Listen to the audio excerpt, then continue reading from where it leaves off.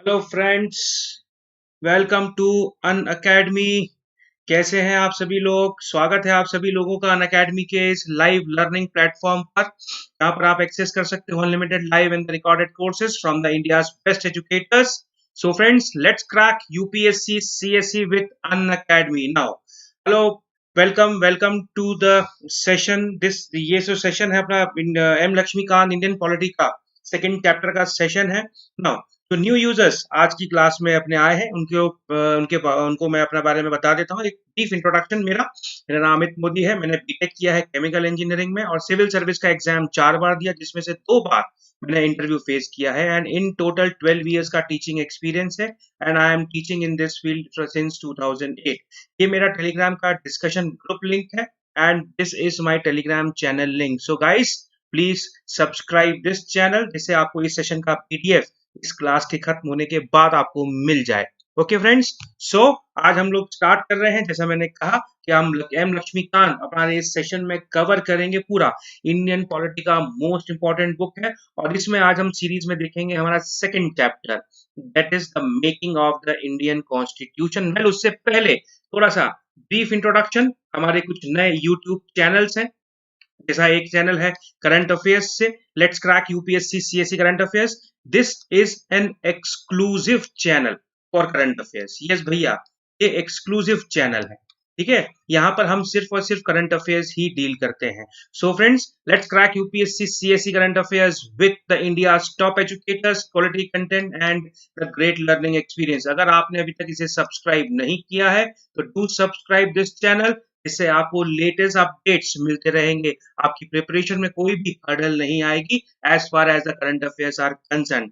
तो फ्रेंड्स, आगे अनअकैडमी के इस प्लेटफॉर्म पर हमको मिलती हैं डेली लाइव क्लासेस, जो कि सारी की सारी स्ट्रक्चर्ड मैनर में हमको अवेलेबल रहती हैं। और इन लाइव क्लासेस का हम कर सकते हैं अनलिमिटेड एक्सेस। यस भैया, एक बार हमने देखा क्लास, रिवीजन के लिए हम बार बार उस पर्टिकुलर सेशन को देख सकते हैं। अब इन सब के लिए हमको हमारे मोबाइल में लर्निंग ऐप, अनअकैडमी का जो लर्निंग ऐप है वो इंस्टॉल करना रहेगा। ठीक है, एक बार आप इंस्टॉल कीजिए, वहां पर हम फ्री स्पेशल लाइव क्लासेस और प्लस के कोर्सेज भी देख सकते हैं। ठीक है, and all the live test and quizzes, और वो भी अनलिमिटेड अटेम्प्ट्स एक्सेस के साथ। ये जितने भी कोर्सेज हैं इंडिया के best educators like Sudarshan Gurjar, Mrinal Patel, Roman Saini, Ashish Malik, Ayush Sangi, Tarun Goyal, Venkatesh Chaturvedi, doctor Siddharth Arora, Saurabh Pandey, Shiv Prasad, Ankit Kumar, Prateek Nayak, myself also, हम लोग सब आपके लिए लेकर के आते हैं the various courses in the field of governance, in the field of ethics, practice and strategy, Indian society, geography, history,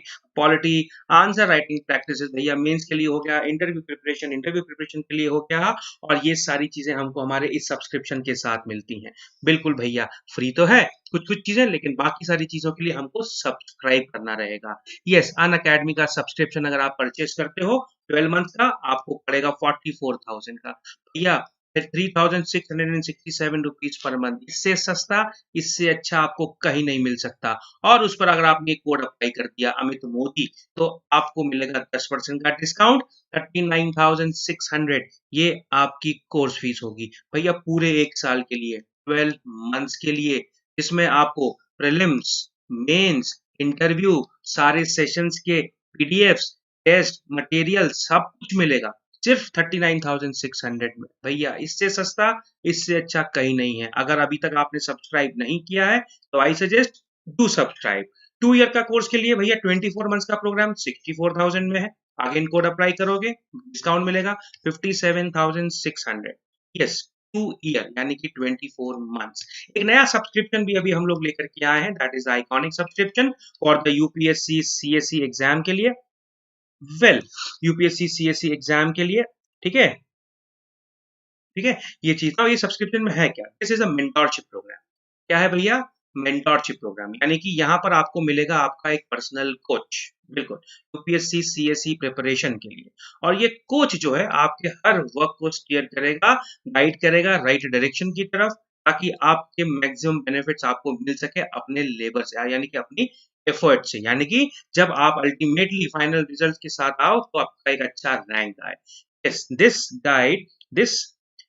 guide will provide you कि भैया किस तरीके से आपको स्टार्ट करना है। भैया ये सबसे बड़ा चैलेंज होता है एक यूपीएससी एस्पिरेंट के लिए कि वो स्टार्ट कहाँ से करे। एनसीईआरटीज पढ़े या स्टैंडर्ड बुक से पढ़ना शुरू करे, हिस्ट्री पढ़े, ज्योग्राफी पढ़े, पॉलिटिक्स पढ़े या करंट अफेयर्स ही पढ़ता रहे, ये सारी चीजें। तो ये सब आपका गाइड आपको जो है गाइड करेगा। ऑल राइट, और जितने भी कोचेस हैं सब सीनियर फेलोज हैं with the very good ranks in the civil service examination. Now, subscription fees की हम बात करें, 12 मंथ्स का कोर्स हमको मिलेगा सिर्फ 57,600 में। भैया ये कोड अप्लाई करना मत भूलना, ये कोड अप्लाई करोगे तभी डिस्काउंट रहेगा, नहीं तो ये डिस्काउंट नहीं मिलेगा। ठीक है, और 2 ईयर का प्रोग्राम 89,100, वो भी ये कोड अप्लाई करने के बाद। यहाँ पर आपको प्रीलिम्स, मेंस, इंटरव्यू तीनों की तैयारी होगी विद द पर्सनल कोच। बिल्कुल भैया, आपके पास एक पर्सनल गाइड होगा जो आपकी हर हर स्टेप पर हेल्प करेगा, आपको मदद करेगा ताकि आप अपनी प्रिपरेशन में अच्छा कर सको। ठीक है, प्लस एग्जाम में अच्छा परफॉर्म कर सको। सो फ्रेंड्स, अगर आपने सब्सक्राइब नहीं किया है तो आई प्रेफर टू सब्सक्राइब। ठीक है, क्योंकि इससे अच्छा और इससे सस्ता कहीं नहीं मिलने वाला। आप चाहो तो ट्राई करके देख लेना। ठीक है, Unacademy you will find these courses of an academy will be the best, will be on the top. So friends, let's crack it. Let's crack UPSC CSE with an academy. आज जैसा मैंने कहा कि हम लोग पढ़ने वाले हैं second chapter the making of the Indian constitution. लेकिन स्टार्ट करने से पहले थोड़ा सा हम हमारे चैट सेक्शन पर देखते हैं कि हमारे जो लर्नर्स आए हैं आज क्लास में वो क्या कह रहे हैं। हेलो हेलो एवरीवन, सत श्री अकाल। गुरसिमरन, क्या हाल चाल है भाई? Pranjal, very good, good evening, good evening. Abhishek tutors, good evening. Let's start. बस बेटा स्टार्ट कर रहे हैं। Very good evening. Okay, brevity, it is fine, it is good. बीचे हमचे good evening everyone, good evening, a very warm good evening to all of you and happy Raksha Bandhan to all of my learners. Yes. Hello hello Vijay, क्या हाल चाल है बेटा आपके? सो कल वाली लेसन में, कल वाले सेशन में हमने पढ़ा था, यस लास्ट सेशन में हमने डिस्कस किया था द वेरियस कॉन्स्टिट्यूशनल एक्ट्स। ठीक है, द वेरियस कॉन्स्टिट्यूशनल एक्ट्स जो ब्रिटिश गवर्नमेंट ने, ब्रिटिश पार्लियामेंट ने पास किए थे। सबसे पहले पास किए कंपनी के अफेयर्स को रेगुलेट करने के लिए, और उसके बाद इंडियन टेरिटरीज को इफेक्टिवली रूल करने के लिए या एडमिनिस्टर करने के लिए। और इसी के साथ साथ the form, yes, they paved the road, yes, they paved the road for the building of the Indian Constitution. Yes, responsible government जैसे कुछ फीचर्स उन्होंने इंट्रोड्यूस करना शुरू किया, पार्लियामेंट्री फॉर्म ऑफ गवर्नमेंट उन्होंने इंट्रोड्यूस करना शुरू किया। ठीक है, ये चीज डिमांड, भैया हमारी तरफ से भी डिमांड राइज हुआ during the time of Indian freedom struggle. और ये डिमांड, भैया हमारा एक कॉन्स्टिट्यूशन होना चाहिए। वो कॉन्स्टिट्यूशन कौन बनाएगा? उसके लिए एक बॉडी होनी चाहिए, उस बॉडी का नाम रखा गया कॉन्स्टिट्यूएंट असेंबली। और ये आइडिया दिया पहली बार मिस्टर एम एन रॉय ने इन द ईयर 1934, और बाद में कांग्रेस ने इसको सपोर्ट करते हुए पंडित जवाहरलाल नेहरू ने इसे 1938 में डिक्लेयर किया। ऐसा कहा कि भैया एक कॉन्स्टिट्यूएंट असेंबली होनी चाहिए। यस, 1938, यानी कि उस टाइम पर पंडित जवाहरलाल नेहरू जो थे वो जो है इंपीरियल लेजिस्लेटिव असेंबली में मेंबर थे।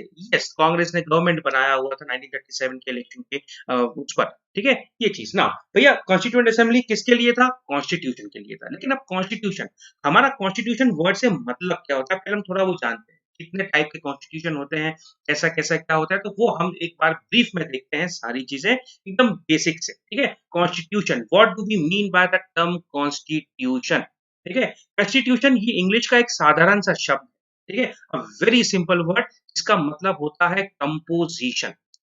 ठीक है, कंपोजिशन हम अगर इंग्लिश में देखें तो, ठीक है, या फिर कंस्टिट्यूएंट कोई भी चीज का। भैया आप देखो, भी मेटल है, कोई भी एलॉय है, ठीक है, एलॉय का कंपोजिशन होता है कि भैया उसमें कॉपर होगा, उसमें जिंक भी होगा, ठीक है, फिर उसमें आयरन भी होगा, फिर उस ठीक है, ये चीज उसमें निकल भी होगा, उसमें टिन भी होगा। तो ये इसका कंपोजिशन है और एक ये एलॉय है। ठीक है, ये चीज ये इसके कंस्टिट्यूएंट है।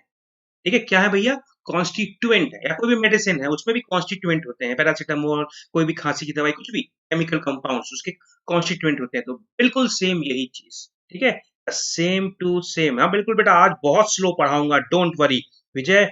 यस, ठीक है, नोट्स पीडीएफ बिल्कुल देंगे बेटा, इस सेशन के खत्म होते ही मेरे टेलीग्राम चैनल पर आपको ये मिल जाएगा। कल का जैसे मैंने डाल दिया था, आज के सेशन का भी आपको तुरंत की तुरंत मिलेगा। बिल्कुल, ये सेशन कंप्लीट हुआ 6 बजे और 6:15 आप अपना टेलीग्राम चैनल चेक कर लेना, उस पर आपको आज के सेशन का पीडीएफ मिलेगा, बिल्कुल मिलेगा। ठीक है, ये चीज। ऑल राइट गाइस, तो what is the constitution? Simple सा एक ये इंग्लिश का वर्ड है जिसका मतलब होता है कंपोजिशन। अब ये हर चीज में रहता है भैया, हर चीज में। ठीक है, अब हम इसको पॉलिटिकल साइंस में लेकर के आते हैं। पॉलिटिकल साइंस में what do we mean by the constitution? It is the fundamental and the organic law, और we can say that it is a set of rules and regulation. ठीक है, yes, it is what? It is a set of rules and regulation. ठीक है, क्या है भैया? Set of rules and regulations. ये किस चीज में आया हमारे पास? ये हमारे पास आया पॉलिटिकल साइंस की भाषा में। ठीक है, क्या स्टैब्लिश कर रहा है? Establishing the conception, character and the organisation of the country. कि भैया वो कंट्री का कैरेक्टर कैसा होगा, उस कंट्री का नेचर कैसा है, जो पॉलिटिकल स्ट्रक्चर है उसका नेचर कैसा है, कंसेप्शन कैसा है, ऑर्गेनाइजेशन किस तरीके से है, उसकी एक्सटेंट कितनी है सोवरेन पावर की, ये सारी चीजें, गवर्नेंस की। ठीक है, और किस तरीके से वो उसको एक्सरसाइज कर रहा है, ये सारी चीजें एक constitution, yes, a law book, a set of rules and regulations ये बनाती है। इसे कहते हैं हम कॉन्स्टिट्यूशन। ठीक है, ये चीज कॉन्स्टिट्यूशन। भैया आदर्श भैया, अभी तो शुरुआत हुई नहीं, तुमको खत्म होने की चिंता हो गई। डोंट वरी बेटा, अपन कंप्लीट करेंगे। ठीक है, बिल्कुल कंप्लीट करेंगे। रविंद्र, अगर टेलीग्राम चैनल ओपन नहीं हो रहा है तो आप @ यूपीएससी अमित मोदी ये डाल दो, ओपन हो जाएगा। ठीक है, ये डाल दो, ओपन हो जाएगा। ठीक है, ये चीज बिल्कुल। ठीक है, ओके नाउ। ठीक है नाउ, क्या है भैया? It is a supreme law of the land. बिल्कुल, कॉन्स्टिट्यूशन जो होता है सुप्रीम लॉ होता है एक पर्टिकुलर कंट्री का, और जितने भी लॉज हैं, कस्टम्स है लैंड के, वो सब अपना अपना पावर डिराइव करते हैं कहाँ से? उस पर्टिकुलर कॉन्स्टिट्यूशन से। ठीक है, कॉन्स्टिट्यूशन से। तो अब कॉन्स्टिट्यूशन में आया क्या भैया? मैंने आपको क्या बताया था कि फंडामेंटल एंड ऑर्गेनिक, ये तीनों टाइप, दोनों टाइप के लॉ हमारे कॉन्स्टिट्यूशन या किसी भी कंट्री के कॉन्स्टिट्यूशन को कंप्राइज करते हैं। फंडामेंटल लॉ क्या कंपोज करता है, क्या स्टैब्लिश करता है? Political, social and economic rights of the individual. ठीक है भैया, ये जो फंडामेंटल लॉ है ये बेसिकली पीपल से रिलेटेड है। ठीक है, उनके वेरियस राइट्स से रिलेटेड है। ठीक है, ये चीजें स्टैब्लिश कर रहा है। और on the other hand organic law क्या स्टैब्लिश कर रहा है? गवर्नमेंट की authorities, yes, executives, legislature, judiciary organs, जो उस पर्टिकुलर लैंड को गवर्न कर रहे हैं। ठीक है, वहां पर। ठीक है, उसको हम लोग ऑर्गेनिक लॉ बोलते हैं। तो भैया कॉन्स्टिट्यूशन के दो हमारे पास लॉ हो गए, एक हो गया फंडामेंटल लॉ, दूसरा हो गया ऑर्गेनिक लॉ। ठीक है, हमारे इंडियन कॉन्स्टिट्यूशन के साथ भी ऐसा ही है भैया। आर्टिकल नंबर 1 से लेकर के article number sorry part number 1 से लेकर के पार्ट नंबर 4A तक फंडामेंटल लॉ कैरी कर रहा है, और बाकी उसके बाद ऑर्गेनिक लॉ है। इस तरीके से union executive, state executive function करते हैं, लेजिस्लेटिव फंक्शन करते हैं, क्या पावर्स है, क्या रेस्पॉन्सिबिलिटीज है, किस तरह का कंपोजिशन है, जुडिशरी कैसी है, सारी चीजें it is given in the constitution. इसके अलावा इन अथॉरिटी, इन ऑर्गेनाइजेशंस को पावर, इन ऑर्गन्स को पावर भी है लॉ बनाने की। ठीक है, उनको हम स्टैट्यूटरी लॉ बोलते हैं, कस्टम्स क्रिएट करने की। यस, तो वो सब पावर अपनी डिराइव करते हैं कहां से? The supreme law of the land, जिसे हम कॉन्स्टिट्यूशन बोलते हैं। ठीक है, ये चीज एक्सटेंड डिफाइन करता है सोवरेन पावर की, गवर्नेंस की, मैनर की, ये सारी चीजें। ठीक है, ये चीज got it now. Indian constitution जो है वो अपनी पावर डिराइव कर रहा है किससे? अथॉरिटी डिराइव कर रहा है किससे? Directly from the citizens of India, directly from the citizens of India. क्यों? क्योंकि हमने डेमोक्रेटिक सिस्टम को अडॉप्ट किया, डेमोक्रेसी को हमने अडॉप्ट किया, for the people, of the people, for the people and bye the people. ठीक है, ये चीज। तो हमारी जितनी भी पावर है, जितने भी ऑर्गन्स हैं हमारी इंडियन कॉन्स्टिट्यूशन में, जितने भी ऑर्गन्स हैं या लॉ है, तो जो भी है वो सब अपनी अथॉरिटी सिटीजन्स ऑफ इंडिया से डिराइव कर रहे हैं। अदर ब्रांचेस जो है, whether from the legislature, central और प्रोविंशियल ऑफ द इंडिया, ये डिराइव करते हैं अपनी अथॉरिटी। ठीक है, ये चीज। And the constitution of India it establish the legislative, executive and judicial organs of India. ठीक है, तो ये इंडियन कॉन्टेक्स्ट, इंडियन कॉन्स्टिट्यूशन के कॉन्टेक्स्ट में कॉन्स्टिट्यूशन का डेफिनेशन हुआ। नाउ कॉन्स्टिट्यूशन के टाइप्स भैया 3-4 प्रकार के होते हैं कॉन्स्टिट्यूशन। अगर वो लिखा हुआ है तो that is the written constitution, नहीं लिखा हुआ है तो अनरिटन कॉन्स्टिट्यूशन। काफी ज्यादा रिजिड है तो रिजिड कॉन्स्टिट्यूशन, काफी ज्यादा फ्लेक्सिबल है तो फ्लेक्सिबल कॉन्स्टिट्यूशन, फेडरल नेचर में है तो फेडरल कॉन्स्टिट्यूशन, और यूनिटरी नेचर में है तो यूनिटरी कॉन्स्टिट्यूशन। ओके, ये चीज। अब थोड़ा सा अपन डाउट सेशन में आए, चैट में देखें क्या क्या लिख रहे हैं बच्चे। I want to buy an academy iconic course sir. Yes बिल्कुल बेटा,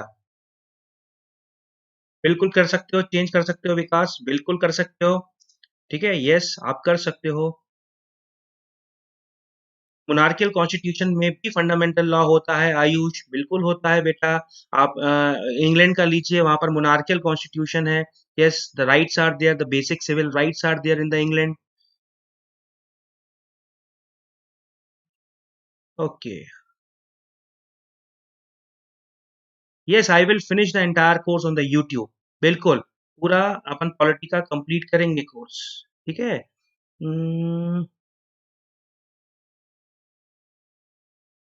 यस आई विल बेटा, आई विल।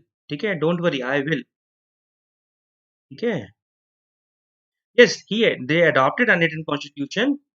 ठीक है।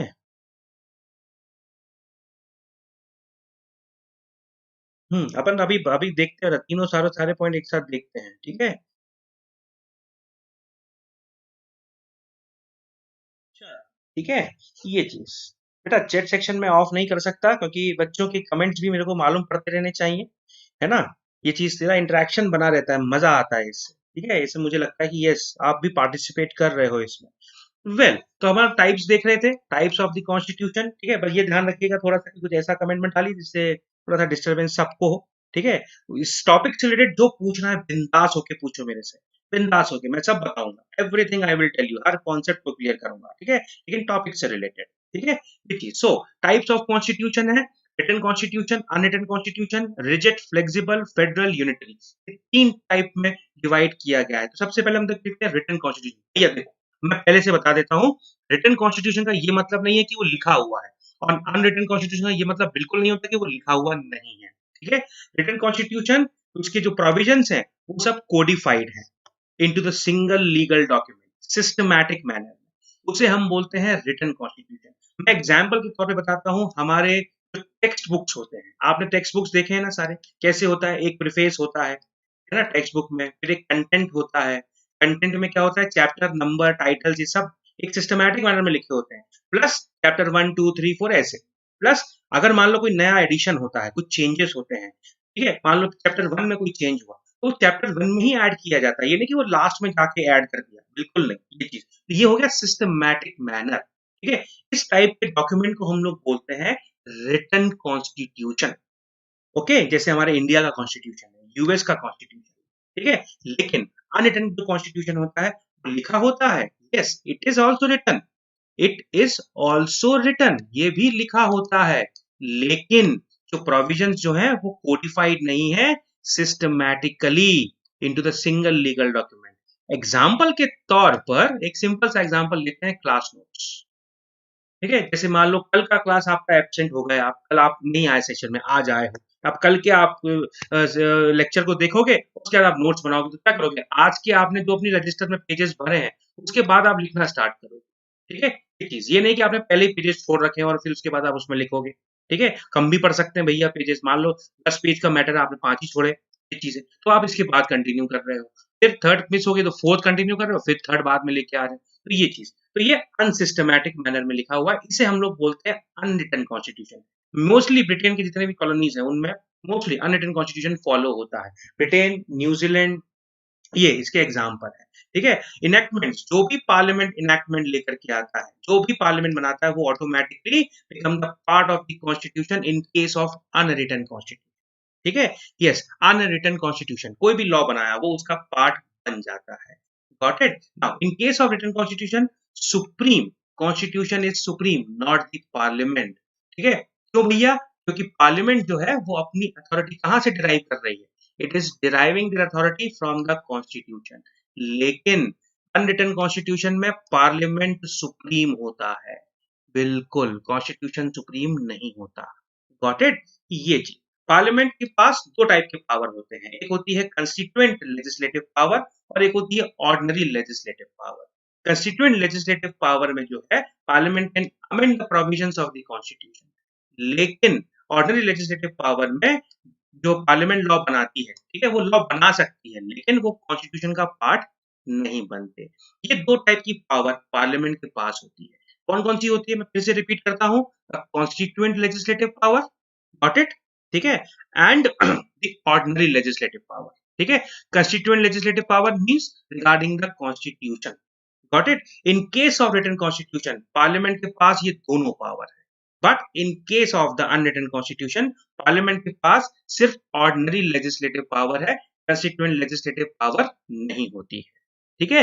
ये चीज रिटन कॉन्स्टिट्यूशन जो है it is enacted constitution, on the other hand unwritten constitution is a evolved constitution, ठीक है। With the passage of time, या आज मान लो कोई भी 10 साल 20 साल पुराना लॉ है, उसको चेंज करने की रिक्वायरमेंट है रिटन कॉन्स्टिट्यूशन के लिए, उसका एक प्रोसीजर है, a particular procedure has to follow, ठीक है। लेकिन अनरिटन कॉन्स्टिट्यूशन में कोई जरूरी नहीं है, आपने एक बिल लेकर के आए, उसको पास किया और वो उसका पार्ट बन गया, इवॉल्व्ड वन, ठीक है। It is a evolved one और ये इनएक्टेड है, ठीक है, it is a enacted one, ठीक है। Unwritten constitution is not made by a single body, बार बार इसको बनाया गया, लेकिन written constitution has been made by the single body specially constituted for this purpose, जैसे इंडिया में कॉन्स्टिट्यूएंट असेंबली को बनाया गया, ठीक है। ये चीज है, गॉट इट।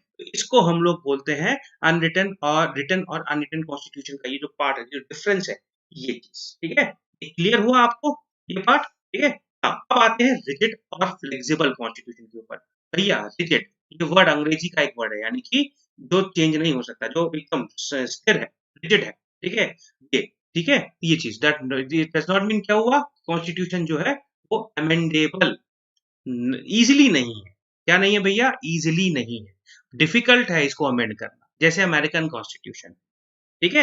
ये चीज फ्लेक्सिबल बहुत आसान है, तुरंत चेंज हो जाएगा, तुरंत चेंज हो जाएगा, ठीक है। ये चीज, ये written constitution it can be rigid और इट कैन बी फ्लेक्सिबल, जैसे रिटन कॉन्स्टिट्यूशन यूएस का है वो रिजिड है, ठीक है। अमेंडमेंट प्रोसीजर काफी ऐसा काफी टफ है, तो रिजिड है वो। इंडियन कॉन्स्टिट्यूशन रिजिड भी है और फ्लेक्सिबल भी है, कुछ कुछ प्रोविजंस बहुत आसानी से चेंज हो जाते हैं और कुछ कुछ प्रोविजंस को बहुत टाइम लगता है। श्रीलंकन कॉन्स्टिट्यूशन है काफी फ्लेक्सिबल, तुरंत चेंज होता है, ये चीज है, ठीक है। तो ये टाइप हो गया। फिर आती है rigid constitution.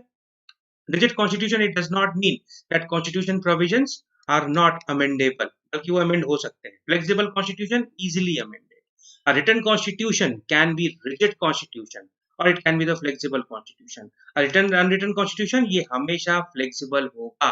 Yes, unwritten constitution is always flexible, ठीक है, is always flexible। Vijay entail unwritten constitution का एग्जांपल है बेटा, the constitution of Britain, the constitution of New Zealand, the constitution of Australia, ठीक है, ये सब अनरिटन कॉन्स्टिट्यूशन में है, ठीक है। ये चीज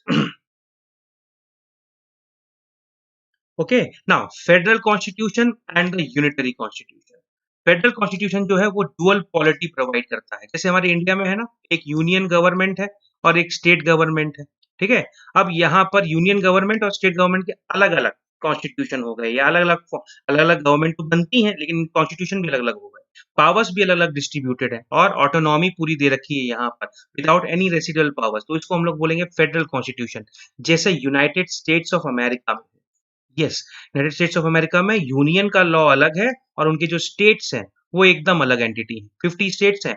yes, those are also independent, okay. ये चीज और यूनियन में लेकिन एक वो फेडरेशन एक एग्रीमेंट के कारण बंधे हुए हैं, तो that is the United, yes, United states of America, ये इसका फुल फॉर्म है, यूनाइटेड, ओके। ये चीज, लेकिन इंडियन कॉन्स्टिट्यूशन के साथ ऐसा नहीं है। यूनिटरी में क्या होता है कि एक भैया जैसे ये टेरिटरी है, इसका बस एक ही सेंटर है, कोई स्टेट्स या प्रोविंसेस में डिवाइडेड नहीं है, कि कोई और अलग एंटिटी नहीं है, कोई भी डुअल पॉलिटिकल स्ट्रक्चर नहीं है, उसे हम यूनिटरी कॉन्स्टिट्यूशन बोलते हैं। Got it? Written constitution, it can be the federal or it can be the unitary. But unwritten constitution is always unitary in nature. बिल्कुल भैया, हमेशा यूनिटरी ही होगा, ओके।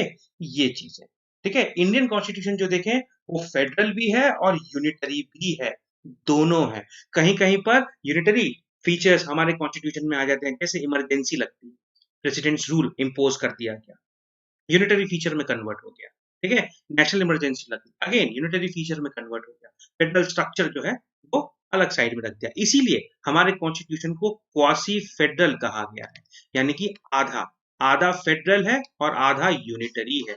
यस, ठीक है, तो Indian constitution is a quasi federal in nature. Got it? तो ये था टाइप्स और डेफिनेशन के बारे में। अब हम देखते हैं कि भैया हमारा कॉन्स्टिट्यूशन इवॉल्व कैसे, इनैक्ट कैसे, कैसे बनाया गया, ठीक है, इस तरीके से आया। अब हमारा ये जो सेकंड चैप्टर है लक्ष्मीकांत का, ये अपना स्टार्ट हो रहा है। मेकिंग, भैया जाइएगा नहीं, अपन इस सेशन के बाद में जो अपना प्रॉमिस है कि हर सेशन में अपन एमसीक्यू सॉल्व करेंगे, तो बिल्कुल हर सेशन के लास्ट में अपने एमसीक्यूज होते हैं, अपन एमसीक्यूज जरूर सॉल्व करेंगे, ठीक है। ये चीज जिससे क्या होगा कि एक बार क्विक हमारा ब्रशअप हो जाएगा, रिवीजन हो जाएगा, ओके, ये चीज है, ठीक है ना। But states and union have same powers in USA. Yes बेटा, it is have, they have, इसीलिए तो वहां का जो कॉन्स्टिट्यूशन है दैट इज फेडरल, ठीक है। यस, केसी वेरे ने कहा था, it has been said by K C Wheare that Indian constitution is quasi federal in nature, ठीक है। Yes, our constitution is more rigid and less flexible, बिल्कुल इट इज, ठीक है, but it can be change, amendment जो procedure है as per this, ठीक है। तो रिजिड और फ्लेक्सिबिलिटी दोनों ही है, ओके, ये चीज है। नाउ हम बात करते हैं हमारे अब मेकिंग ऑफ द कॉन्स्टिट्यूशन की। भैया देखो, मैंने जैसे भी कहा था आपको कि जो रिटन कॉन्स्टिट्यूशन है उसको बनाने के लिए एक बॉडी बनानी पड़ती है, ठीक है, क्योंकि हमारा जो रिटन कॉन्स्टिट्यूशन होगा ये इनएक्टेड होगा। अब हमने हमने जो है अनरिटन कॉन्स्टिट्यूशन का कॉन्सेप्ट अडेप्ट क्यों नहीं किया, ठीक है, क्यों? क्योंकि भैया ब्रिटेन में था ये चीजें, तो हमने जब हर चीज ब्रिटेन से ली है, तो हमने यहाँ पर भी अनरिटन कॉन्स्टिट्यूशन का जो है ये प्रोविजंस लेना चाहिए था। हमने इसलिए नहीं लिया यहाँ पर, हमने रिटन कॉन्स्टिट्यूशन को इसलिए ऑप्ट किया, इसलिए चूज किया, क्योंकि एक set of rules and regulations बना दिए जाए और उसमें फिर इंडियन जो टेरिटरीज है उनको गवर्न किया जाए, ठीक है, ये चीज, ताकि इन फ्यूचर कोई भी और पावर आकर के सुपरसीड ना कर पाए, कोई भी पर्सन डिक्टेटर नहीं बन पाए। इसीलिए हमने पूरी की पूरी authority from the masses, from the citizens of India, ये इनैक्ट कर दी गई। And this has been said by Jawaharlal Nehru in his objective resolutions also, ठीक है, ये चीज।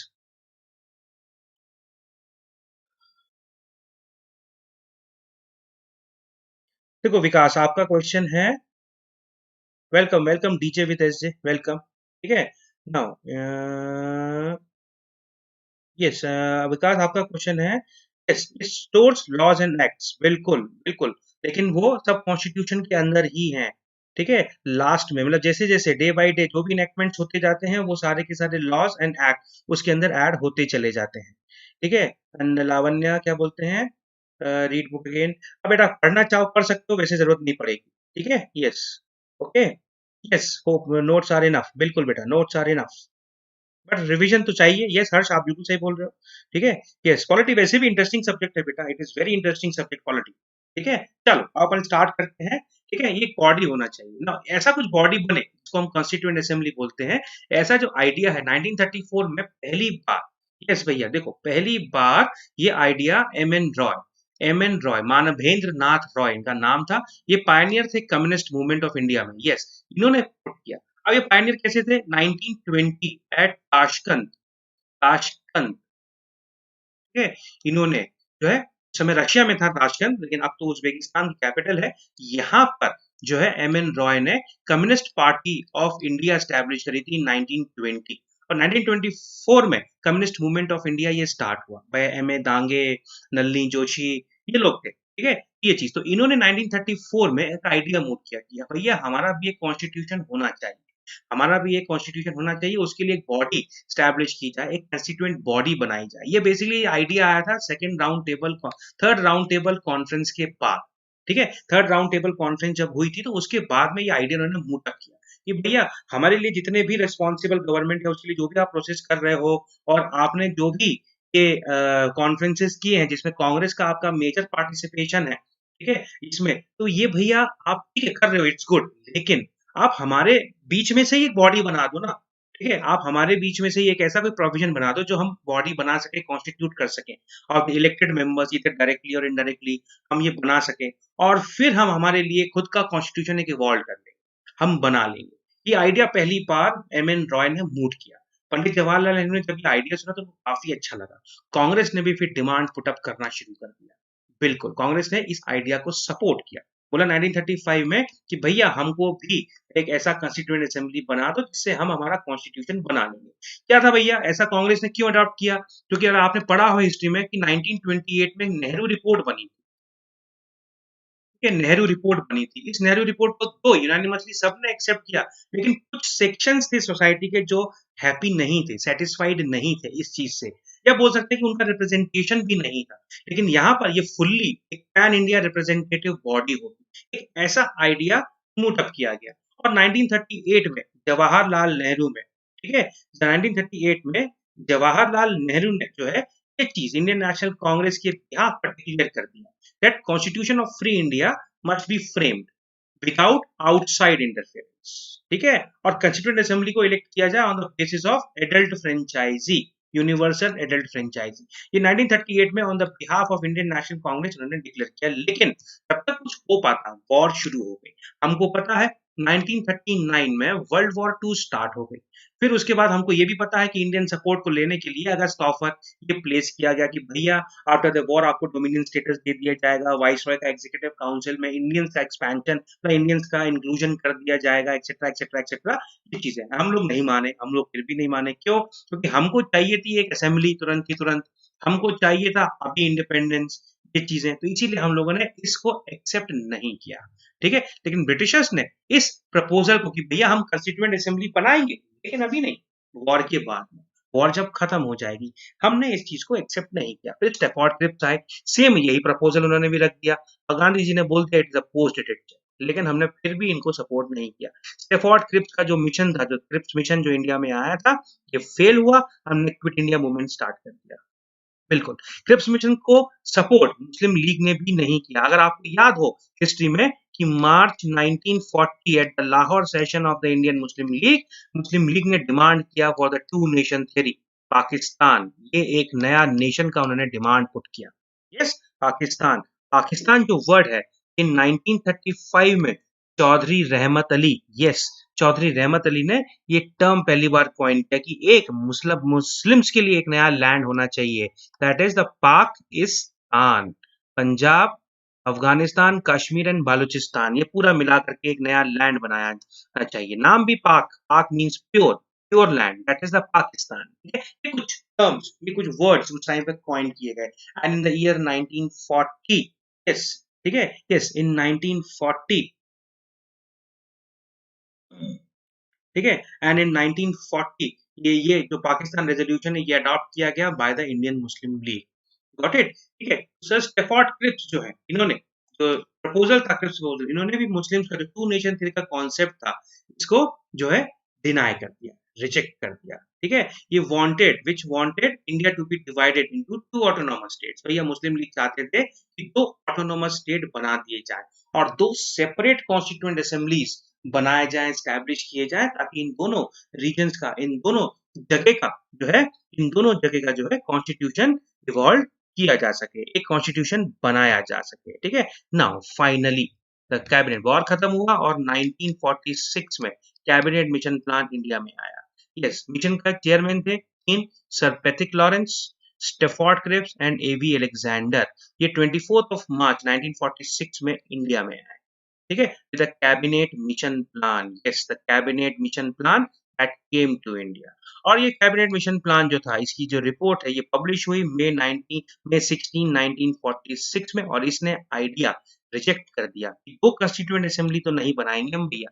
यस, टू कॉन्स्टिट्यूएंट असेंबली हम बिल्कुल नहीं बनाएंगे, कॉन्स्टिट्यूएंट असेंबली तो एक ही रहेगी पूरे इंडिया की। यस, पूरे इंडिया की, यानी कि टू नेशन थ्योरी इस कैबिनेट मिशन प्लान ने भी रिजेक्ट की, है ना।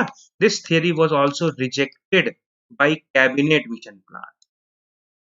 ठीक है, इसीलिए कैबिनेट मिशन प्लान, इसीलिए क्या हुआ, इसीलिए अगस्त 1946 में डायरेक्ट एक्शन डे, लड़के लेंगे पाकिस्तान, ये ऐसे नारे जो है, ऐसे स्लोगन्स जो है इंडियन मुस्लिम लीग ने लगाना स्टार्ट कर दिए, और इंडिया के अंदर कम्युनल रिवॉर्ड्स स्प्रेड होना शुरू हो गए। नाउ कॉन्स्टिट्यूएंट असेंबली ये फॉर्मुलेट की गई as per the Cabinet Mission plan. ठीक है, नाउ कैबिनेट मिशन प्लान जो आया, असेंबली कॉन्स्टिट्यूट हुई इन नवंबर 1946 विद द फॉलोइंग फीचर्स। ठीक है, कंपोजिशन, सबसे पहले कंपोजिशन क्या थी? स्ट्रेंथ 389, बिल्कुल 389 टोटल मेंबर्स की। 296 जो है वो ब्रिटिश प्रोविंसेस से, ब्रिटिश इंडिया से मेंबर्स अलॉट किए गए, और 93 सीट जो थे वो प्रिंसली स्टेट्स को अलॉट किए गए। 296 मेंबर्स में से 292 जो है वो 11 गवर्नर प्रोविंसेस, भैया 11 प्रोविंसेस थे ब्रिटिश इंडिया में। कौन कौन से थे? मद्रास, बॉम्बे, यूनाइटेड प्रोविंस, ये यूपी उत्तर प्रदेश नाम बाद में पड़ा, उस टाइम पे यूनाइटेड प्रोविंस कहते थे हम इसे। ठीक है, बिहार, सेंट्रल प्रोविंस, ठीक है, Orissa, Punjab, North West Frontier Province, Sindh, Bengal and Assam. तो ये 11 रीजन्स थे, 11 प्रोविंसेस थे। ठीक है, 11 प्रोविंसेस किसके थे? ब्रिटिश इंडिया के। और 4 जो है चीफ कमिश्नर्स रीजन्स थे, दिल्ली, अजमेर मेरवाड़ा, कुर्ग एंड ब्रिटिश बलूचिस्तान, ये 4 रीजन थे। ऐसे करके 296 सीट्स इस रीजन में अलॉट किए गए। देखो मैं फिर से बता देता हूँ, 389 जो थे इसमें से 296 जो है वो ब्रिटिश इंडिया को दिए गए, ब्रिटिश इंडिया, यानी कि जो डायरेक्टली ब्रिटिश गवर्नमेंट रूल करती थी। और 93 जो थे ये दिए गए प्रिंसली स्टेट्स को, यानी कि जो प्रिंसली, जो प्रिंसेस थे, ठीक है, प्रिंसली स्टेट्स। इंडिया के अंदर लगभग लगभग 596 प्रिंसली स्टेट्स थे इस टाइम पर, इन सबको अलॉट किए गए। ठीक है, ये चीज। और इसमें से भी 292 और 4, 292 प्रोविंसेस को, ठीक है, जितने भी प्रोविंसेस थे, और चीफ कमिश्नर्स प्रोविंसेस, ठीक है, चीफ कमिश्नर्स रीजन्स, ठीक है, जिनको हम आजकल यूटीज बोलते हैं ना, उनको वहां पर चीफ कमिश्नर प्रोविंस कहा जाता था। यूनियन टेरिटरी इसको हम लोग अब आज के स्ट्रक्चर में बोलते हैं, उसको ब्रिटिश टाइम में चीफ कमिश्नर प्रोविंस ये कहा जाता था। ठीक है, तो 292 स्टेट्स, और 292 स्टेट्स को सीट्स अलॉटेड थे, और 4 हमारे ब्रिटिश प्रोविंस को। तो ये ध्यान रखिएगा भैया, it is important. Now her province और प्रिंसली स्टेट्स को सीट जो भी अलॉट की गई थी वो प्रपोर्शन में थी। किसके प्रपोर्शन में थी? उनकी पॉपुलेशन के, बिल्कुल। अगर रफली देखा जाए तो 1 seat was allotted for every 1 million population, yes, रफली, ठीक है, अप्रोक्सीमेटली, ये चीजें थी। फिर कम्युनिटीज, 3 प्रिंसिपल कम्युनिटीज में ये सीट्स डिवाइड किए गए थे, Muslims, Sikhs and general. General यानी कि वो सब जो इन दोनों को छोड़ के आते हैं, यानी कि इसमें डिफरेंस क्लासेस भी आ गए। ठीक है, सब आ गए इसके अंदर जनरल कैटेगरी में। हिंदूस जिसको हम कैटेगरी में कहेंगे, सब कुछ, एवरीवन। मुस्लिम्स अलग थे, सिख्स अलग थे, और जनरल, बस ये 3 कैटेगरी में ये इन सीट्स को, एलोकेटेड सीट्स को डिवाइड किया गया, और वो भी उनके पॉपुलेशन के प्रपोर्शन में। ठीक है, उनके पॉपुलेशन के प्रपोर्शंस में। बेटा Central Province south part of India नहीं होगा बेटा, ठीक है। Central Province that is present in Madhya Pradesh, Nagpur, Vidarbha region, Bihar, है ना, ये चीजें। ओके, और executive council and executive assembly का डिफरेंस कुछ नहीं होता है यार। एग्जीक्यूटिव काउंसिल और एग्जीक्यूटिव असेंबली, पाकिस्तान का कॉन्स्टिट्यूशन भी रिटर्न है बेटा, यस, वो भी कॉन्स्टिट्यूएंट असेंबली बनी थी, ठीक है, बाद में बनाई गई थी वो। एंड एग्जीक्यूटिव काउंसिल और एग्जीक्यूटिव असेंबली एक ही चीज होती है। काउंसिल का मतलब ही असेंबली होता है, द ग्रुप ऑफ पर्सन्स, ठीक है, जो एग्जीक्यूट करने के लिए लॉ, जो पर्सन्स लॉ को एग्जीक्यूट करने के लिए बने हैं, उन्हें हम एग्जीक्यूटिव काउंसिल या फिर उनकी असेंबली को एग्जीक्यूटिव असेंबली बोलते हैं। ठीक है, सेम थिंग इज देयर। ठीक है, जैसे लेजिस्लेटिव काउंसिल और लेजिस्लेटिव असेंबली है स्टेट्स के अंदर, बिल्कुल सेम टू सेम उसी तरीके से। वेल, तो ये था हमारा थर्ड पॉइंट। नेक्स्ट हम लोग देखते हैं रिप्रेजेंटेशन, बिल्कुल फोर्थ पॉइंट था इसका। रिप्रेजेंटेशन जो था ईच कम्युनिटी का, वो होगा elected member, elected by the members of that particular community only. ठीक है, मान लो मुस्लिम्स का रिप्रेजेंटेशन देना है, तो मुस्लिम्स ही इलेक्ट करके भेजेंगे यहाँ पर। ठीक है, बिल्कुल मुस्लिम्स ही इलेक्ट करके भेजेंगे in the provincial legislative assembly में जो भी है। ठीक है, और वोटिंग का जो भी मेथड होगा वो प्रोपोर्शनल रिप्रेजेंटेशन के थ्रू होगा, by means of single transferable vote, यानी कि कंस्टिट्यूएंट असेंबली के जितने भी मेंबर होंगे, कंस्टिट्यूएंट असेंबली के जितने भी मेंबर होंगे, ये सब इनडायरेक्टली इलेक्ट होंगे। क्या होंगे भैया? Indirectly elected members. ठीक है, और नॉमिनेटेड, नॉमिनेटेड कौन करेगा?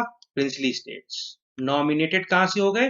प्रिंसली स्टेट्स के, यानी कि princely states will nominate the members. ठीक है, अब देखो कॉन्स्टिट्यूएंट असेंबली जो बनी, अभी तक हमने 4-5 पॉइंट देख लिए, अब देखो हम इसका सार देखते हैं। ठीक है, क्या भैया? एक तो 389 स्ट्रेंथ हो गई, ओके, इसमें से 296 और 93, 296 ब्रिटिश इंडिया को चले गए, ये प्रिंसली स्टेट्स को चले गए। इन 296 में 292 ब्रिटिश प्रोविंसेस को चले गए, 4 चीफ कमिश्नर प्रोविंस को चले गए। नाउ ये जितने भी 93 मेंबर्स हैं, ये सब नॉमिनेटेड मेंबर्स। क्या है भैया? नॉमिनेटेड। यस, ये पॉइंट देखो यहाँ पर लिखा हुआ है अपनी लक्ष्मीकांत में, point number point number 3, point number 3 का ही पार्ट है ये। यस, ठीक है। यस, पॉइंट नंबर 3 का ही पार्ट है। Representatives of the princely states were to be nominated by the heads of the princely states. Okay, ये चीज यहाँ पर क्या है? यहाँ पर भैया हर एक कम्युनिटी, यानी कि ये 292 सीट्स जो हैं, 292 सीट्स जो है, अब इसमें से डिवीजन कैसे होगा? इसमें से डिवीजन होगा क्लास वाइज, कम्युनिटी वाइज। ठीक है, मुस्लिम्स को मुस्लिम डायरेक्ट करके भेजेंगे, हिंदूज को जनरल्स को जनरल, और सिख्स को सिख। ठीक है, उनका रिप्रेजेंटेशन यहाँ पर रहेगा। Got it? यानी कि कम्युनल रिप्रेजेंटेशन एक तरीके से यहाँ पर बना। और ये जितने भी मेंबर्स हैं, all those members will be elected by the provincial legislative assemblies. भैया जो स्टेट्स की असेंबलीज बनी थी ना, वो इलेक्ट करके भेजेंगे। वोट भी कैसे होगा? प्रोपोर्शनल रिप्रेजेंटेशन के through, by means of single transferable vote. Got it? ये चीज है। ठीक है, ये था कंस्टिट्यूएंट असेंबली भैया, partly elected and partly nominated. Yes, अभी हमने देख ही लिया। ठीक है, प्रोविंसेस यहाँ पर इलेक्ट करके भेज रहे हैं इनडायरेक्ट मैनर में, और नॉमिनेट बॉडी हो रही है कहाँ से? प्रिंसली स्टेट्स के। अब मजे की बात देखो, 389 में से 93 जो सीट्स हैं, these seats are given to the princely states। किसी भी प्रिंसली स्टेट ने अपना कोई भी मेंबर नॉमिनेट नहीं किया इन दी कॉन्स्टिट्यूएंट असेंबली। ठीक है, और 292 सीट्स, 296 सीट्स पर ही इलेक्शंस हुए इनडायरेक्ट मैनर में। The members were elected indirectly. ठीक है, from the members of provincial assemblies. और फ्रेंचाइजी भी बहुत लिमिटेड थी, यूनिवर्सल एडेड फ्रेंचाइजी नहीं थी, basis of tax, property and education. तो 1935 के एक्ट से ये फ्रेंचाइजी स्टैब्लिश की गई थी, वोटिंग राइट्स जिनको दिए गए थे। ठीक है, ये चीज उसी के बेस पर जो है यहाँ पर ये मेंबर्स, इनको इलेक्ट किया गया इनडायरेक्ट मैनर में, और ये कंस्टिट्यूएंट असेंबली जो है ये स्टैब्लिश की गई, ये बनाई गई। Got it? ये चीज। अब भैया मई 1916 में ये रिपोर्ट पब्लिश हुई थी, 16 मई 1946 में। उस रिपोर्ट के आधार पर, उस रिपोर्ट के बेस पर ये सारी चीजें हो गई। अब यहाँ पर क्या हुआ? जुलाई अगस्त में फिर इलेक्शंस हुए 46। इंडियन नेशनल कांग्रेस ने 208 सीट्स ये जीती, और मुस्लिम लीग ने 73 सीट्स जीती, और बाकी की और जो अदर पार्टीज थी उनके हाथ में आई 15 सीट। 93 सीट्स जो थी, जो प्रिंसली स्टेट्स को अलॉट की गई थी, उन्होंने डिसाइड किया कि वो नहीं आएंगे, वो स्टे अवे रहेंगे फ्रॉम दी कंस्टिट्यूएंट असेंबली। ठीक है, वो बाहर रहेंगे।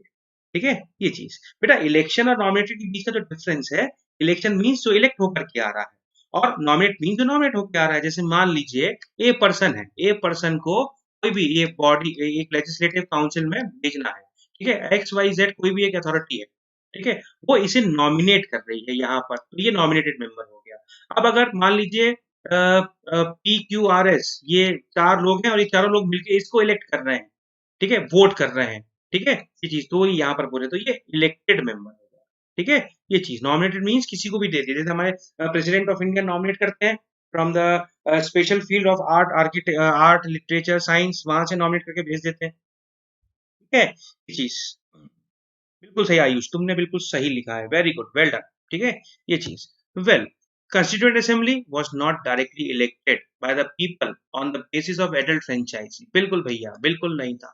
और सिर्फ Hindu, Muslim, Sikh, Parsis, Anglo Indians, Indian Christians, एससीज, एसटीज, विमेन्स, यही सब कर रहे थे। लेकिन 3 बेसिक कम्युनिटी थी, ये ध्यान रखना बेटा, सिर्फ मुस्लिम्स, सिख्स और जनरल, बस। ये जितनी भी चीजें यहाँ पर एक्स्ट्रा मैंने मेंशन करी है ना, बुक में दे रखी है, हिंदूस, पारसीज, एंग्लो इंडियंस, ठीक है, इंडियन क्रिश्चियंस, एससीज, एसटीज, वुमेन्स, ये सब जनरल कैटेगरी में आ गए। और बाकी के हमारे मुस्लिम्स और सिख्स जो हैं, वो सब एक अलग कैटेगरी में आ गए। ठीक है ना, इलेक्शन हुए लगभग लगभग इंडियन नेशनल मूवमेंट के टाइम में, जितनी भी लोगों ने, नेशनलिस्ट लीडर्स ने पार्टिसिपेट किया था, उन सब ने उन सब ने पार्टिसिपेट किया इस कॉन्स्टिट्यूएंट असेंबली का, और वो सब इलेक्ट भी हो गए, सिर्फ महात्मा गांधी और मोहम्मद अली जिन्ना को छोड़ के। ठीक है, Mohammad Ali Jinnah and Mahatma Gandhi, these were not the part of constituent assembly, बिल्कुल नहीं थे। ठीक है, ये चीज, ये इवन किसी भी असेंबली के भी मेंबर नहीं थे। ठीक है, चाहे वो सेंटर में हो चाहे वो प्रोविंस में हो।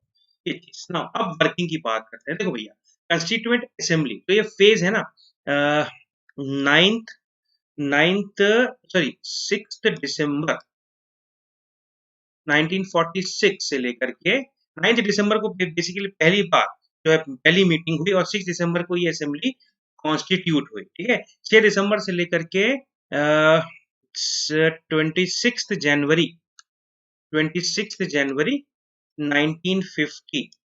ठीक है, यस अवेलेबल है ना, बिल्कुल है। ठीक है, 1950 ये जो कॉन्स्टिट्यूएंट असेंबली है ना, इसके 3 फेजेस हैं। पहला जो फेज है, फर्स्ट फेज में कॉन्स्टिट्यूएंट असेंबली है 6 दिसंबर से लेकर के 14 अगस्त 1947 तक। फिर 15 अगस्त से 26 नवंबर 1949 तक ये सेकंड फेज है।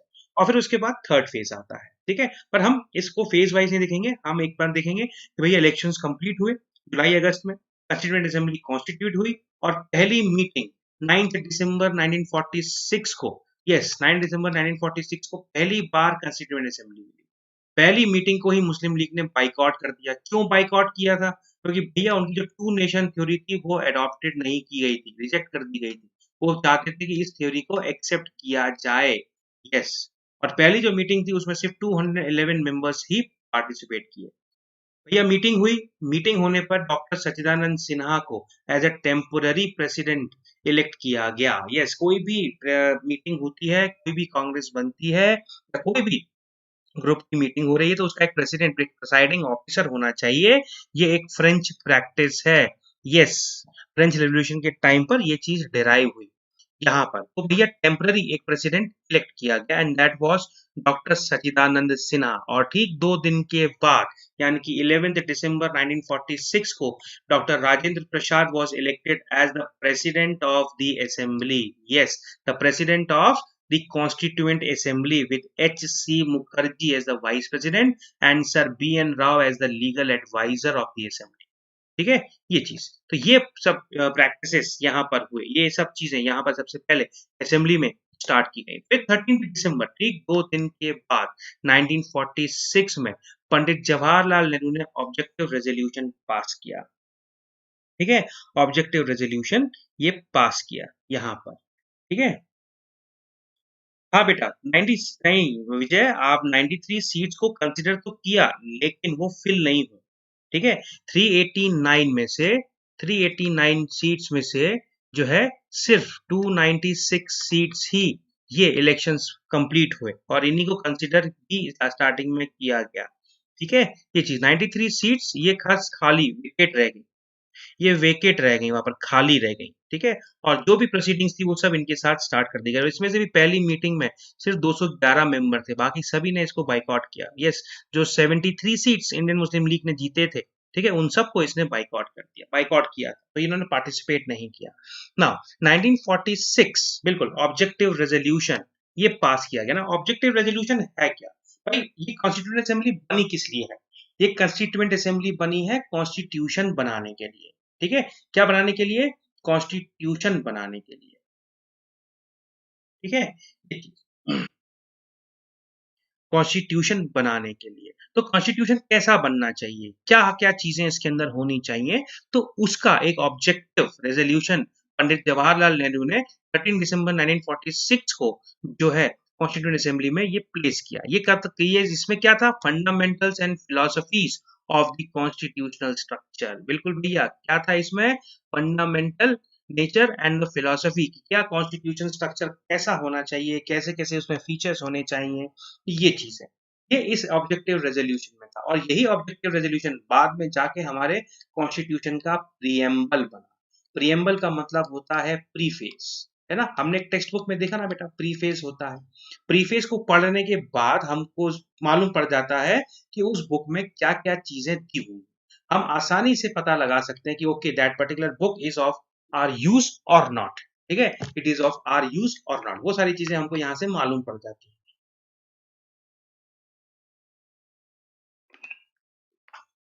और वो क्या क्या चीजें कंटेन करती है बुक। ठीक है, तो वो चीजें हमको इस प्रीफेस से मालूम पड़ती हैं। तो यही चीज है हमारे ऑब्जेक्टिव रेजोल्यूशन का। अब ऑब्जेक्टिव रेजोल्यूशन क्या बोलता है, ये बोलता है कि हमारा इंडिया जो कॉन्स्टिट्यूएंट असेंबली है जो बनी है वो हमारे इस नेशन को यानी कि हमारे इस नेशन को एक इंडिपेंडेंट नेशन, एक सोवरेन और एक रिपब्लिक स्टेट बनाए। इंडिपेंडेंट, आजाद, सोवरेन यानी कि हम हमारे स्वयं के मालिक हैं, और रिपब्लिक, ठीक है, यानी कि जो हमारा हेड होगा वो इलेक्टेड पर्सन होगा, ऐसे स्टेट में बनाएगा। कंस्टिट्यूट करेगा इंडिया को इंडिपेंडेंट सोवरेन स्टेट, जिसमें union of states and other territories होंगे। यस, जितने भी प्रोविंसेस हैं उन सब का एक यूनियन होगा, ठीक है, ये चीज। बेटा डॉक्टर राजेंद्र प्रसाद आईएनसी के प्रेसिडेंट नहीं थे, डॉक्टर राजेंद्र प्रसाद कॉन्स्टिट्यूएंट असेंबली के प्रेसिडेंट थे, ठीक है। Yes, it is just like the overview of the constitution, बिल्कुल सही, ठीक है। Yes, overview of the constitution, ठीक है। टेरिटरीज जो होंगी उनके पास फुल ऑटोनॉमस होगा, स्टेटस होगा, यूनिट्स होंगे, ठीक है, और विथ रेसिडरी पावर्स भी होंगे। गवर्नमेंट और एडमिनिस्ट्रेशन के पास भी फंक्शंस और exercise they can power of, ठीक है। इस तरीके से पावर होंगे कि सच पावर्स, वर्ड्स पे जाओ बेटा, such powers and functions as are vested और असाइंड टू द यूनियन, ठीक है, जो उनको असाइन की जाएंगी। जितनी भी पावर अथॉरिटीज होंगी वो सब सोवरेन इंडिपेंडेंट इंडिया की होंगी एंड कंस्टिट्यूएंट पार्ट, ठीक है। और जो भी ऑर्गन्स होंगे वो सब अपनी पावर पीपल से डिराइव करेंगे, यानी कि मासेस से डिराइव करेंगे। बिल्कुल, इसीलिए हमारा कॉन्स्टिट्यूशन में लिखा हुआ है कि ये we do hereby adopt and enact and to give ourselves this constitution, we the people of India. Yes, we the people of India, बिल्कुल, सिटीजन से हमको मिलेंगे। ये चौथा पॉइंट इस चीज को डिफाइन करता है, ठीक है, ये चीज। ये चीज, now it shall be guaranteed and secured to all citizens. ये फिलोसफी आ गई, justice, equality, liberty, fraternity, freedom, equality, ये सब चीजें यहाँ पर होगा। Freedom of thoughts, expression, belief, faith, worship, vocation, ये फ्रीडम यहाँ पर कि भैया हमारा ये नेशन सेक्युलर होगा। इसने ये स्टैब्लिश किया कि हमारा नेशन सेक्युलर होगा, किसी भी रिलीजन को फॉलो नहीं किया जाएगा, ठीक है। ये चीज, फ्रीडम होगी किसी भी टाइप का एसोसिएशन बनाने की, पार्टीज बनाने की, ठीक है, लेकिन सब्जेक्टेड होंगे इसमें law and public morality. Subjected होंगे किसमें, लॉ एंड पब्लिक मोरालिटी।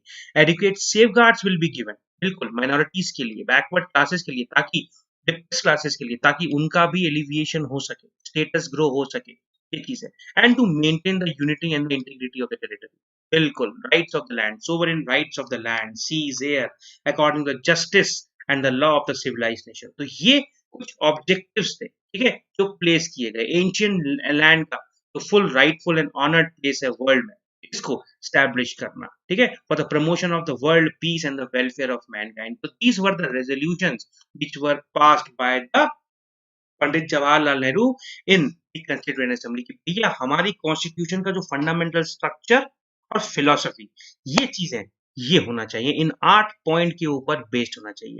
ये रेजोल्यूशन जब आया, इंट्रोड्यूस किया गया, तो यूनानिमसली 22 जनवरी 1947 को यूनानिमसली पूरी असेंबली ने इस ऑब्जेक्टिव रेजोल्यूशन को अडॉप्ट किया, ठीक है, अडॉप्ट किया। और फिर इसी तर्ज पर ये एक तरीके से फ्रेमवर्क था, ठीक है, एक तरीके से बोलो कि ये बाउंड्री वर्क एक तैयार हो गया, एक तरीके का ब्लूप्रिंट जैसा तैयार हो गया। अब हमको यहाँ के अंदर काम करना है, वर्क करना है, और यस, सब्सिक्वेंट स्टेजेस में इसी के अकॉर्डिंगली हमारे कॉन्स्टिट्यूशन को शेप किया गया। इस ऑब्जेक्टिव रेजोल्यूशन को मॉडिफाइड फॉर्म में हमारे प्रेजेंट कॉन्स्टिट्यूशन में प्रियम्बल की तरह यूज किया गया है, ये चीज है। वेल, अब क्या हुआ, 1947 में इंडियन इंडिपेंडेंस एक्ट पास हो गया, इंडिया इंडिपेंडेंट हो गई, ठीक है।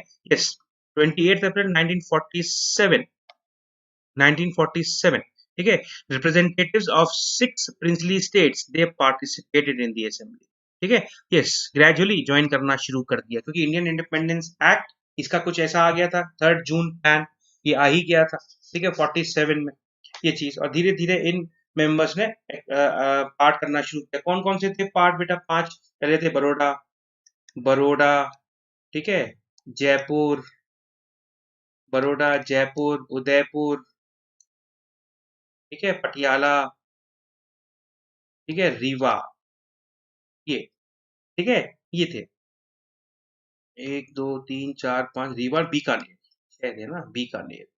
ये 6 स्टेट्स ने, रिप्रेजेंटेटिव्स इन 6 स्टेट्स ने पार्ट किया। फिर जैसे ही 3 जून को 1947 में एक्सेप्टेंस हुआ माउंटबेटन प्लान का, तब मेंबर्स ऑफ मुस्लिम लीग ये also joined, they also entered into the assembly, बिल्कुल भैया, यहाँ पर भैया कुछ टाइम के लिए ही सही, क्योंकि हमारी तो अलग से कॉन्स्टिट्यूएंट असेंबली बनने ही वाली है, और चूंकि ये असेंबली अभी अभी है एग्जिस्टेंस में, तो हम चलो इसमें पार्टिसिपेट कर लेते हैं। तो मुस्लिम लीग ने भी इसको ज्वाइन कर लिया। इंडियन इंडिपेंडेंस एक्ट पास हुआ 1947 में, और असेंबली बन गई एक फुल सोवरेन बॉडी। बिल्कुल, यहाँ से सेकेंड फेज हमारी कॉन्स्टिट्यूएंट असेंबली का शुरू हो जाता है। यहाँ पर कंस्टिट्यूएंट असेंबली जो कंस्टिट्यूएंट असेंबली थी, ठीक है, अब ये दो बॉडी की तरह काम करने लगी। एक तो कंस्टिट्यूएंट असेंबली थी कॉन्स्टिट्यूशन बनाने के लिए, ठीक है, और दूसरी थी प्रोविजनल पार्लियामेंट। ठीक है भैया, बिल्कुल प्रोविजनल पार्लियामेंट इसकी तरह ये बन गई। दो फंक्शन हो गए। पहला फंक्शन था, two separate functions were assigned to the assembly. बिल्कुल, first function making a constitution, ठीक है। Second function enacting of ordinary law for the country, यानी कि प्रोविजनल पार्लियामेंट, और दोनों अलग अलग दिन काम करती थी।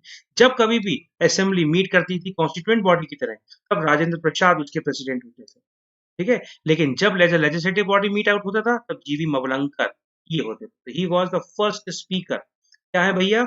ही was the first speaker of assembly, ठीक है, ऑफ असेंबली इसके, ठीक है। नाउ ये दोनों फंक्शंस असेंबली के 26 नवंबर 1949 तक, बिल्कुल 1949 तक ही ये जो है कंटिन्यू रहे। Got it? ठीक है। जब task of making of the constitution जब तक ओवर नहीं हो गया, जैसे ही टास्क ओवर हुआ कॉन्स्टिट्यूशन बनाने का, तो ये जो कॉन्स्टिट्यूएंट असेंबली थी वो फाइंड आउट हो गई, ठीक है, डिसॉल्व हो गई, और सिर्फ प्रोविजनल पार्लियामेंट रह गई, ठीक है ना। टोटल स्ट्रेंथ बिल्कुल भी रिड्यूस हुई ना, 389 मेंबर्स थे, 389 मेंबर्स में से अब मेंबर रह गए 299, यानी कि रिमेनिंग जो मेंबर्स थे, ठीक है, 90 मेंबर्स जो थे वो सब चले गए पाकिस्तान, ठीक है, ये चीज, ठीक है। स्ट्रेंथ रिड्यूस हो गई 296 से, फिर 229 पर रह गई, और 93 से 70 पर रह गई, यानी कि इसमें 229 और 70 ये थे इंडियन प्रोविंसेस, ठीक है, इंडियन प्रोविंसेस, और ये थे प्रिंसली स्टेट्स। Got it? ये चीज। नाउ कॉन्स्टिट्यूएंट असेंबली के कुछ और फंक्शंस थे। सबसे पहले उन्होंने अपनी मेंबरशिप को रेटिफाइड किया कॉमनवेल्थ की in the may 1949। 27th July 1947 national flag was adopted. 24th January 1950 national anthem was adopted. 24th January 1950 national song was adopted, and 24th January 1950 Dr. Rajendra Prasad was elected as the first president of India. ठीक है, ये चीज, ठीक है।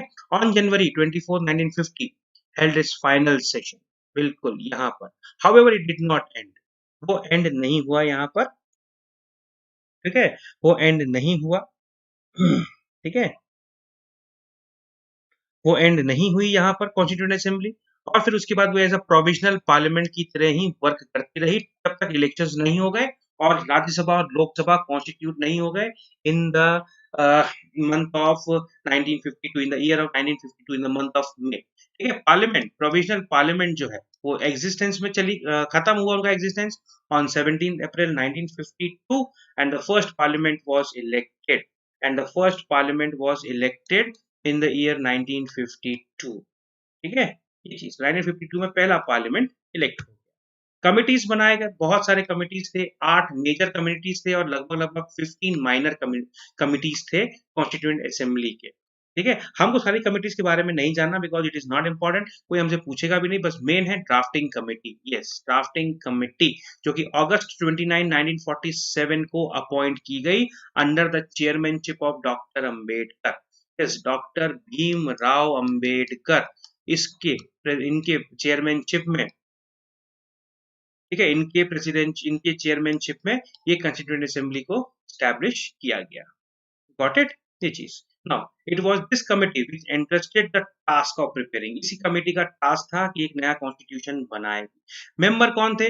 Yes, doctor Ambedkar, he was a chairman. 7 member थे भैया, N Gopal Swami Iyengar, Alladi Krishna स्वामी अय्यर, के M Munshi, Mohammad Sadulla. अब बी एल मित्तर और डी पी खेतान ये ओरिजिनल मेंबर थे, ये क्या थे? ओरिजिनल कमेटी के मेंबर थे, ठीक है, ओरिजिनल कमेटी के मेंबर थे। लेकिन ये इनकी तबीयत खराब हो जाती है, तो ये रिप्लेस कर देते हैं एन माधव राव, ठीक है। और जब इनकी डेथ हो जाती है 48 में, तो टीटी कृष्णमाचारी ये आ जाते हैं, ठीक है। तो अगर क्वेश्चन आए that who among the following was not the member of the constituent assembly originally, ठीक है, या व्हेन इट वाज अपॉइंटेड, तो भैया इन दोनों में से जो ऑप्शन में हो उसे टिक कर देना। Got it?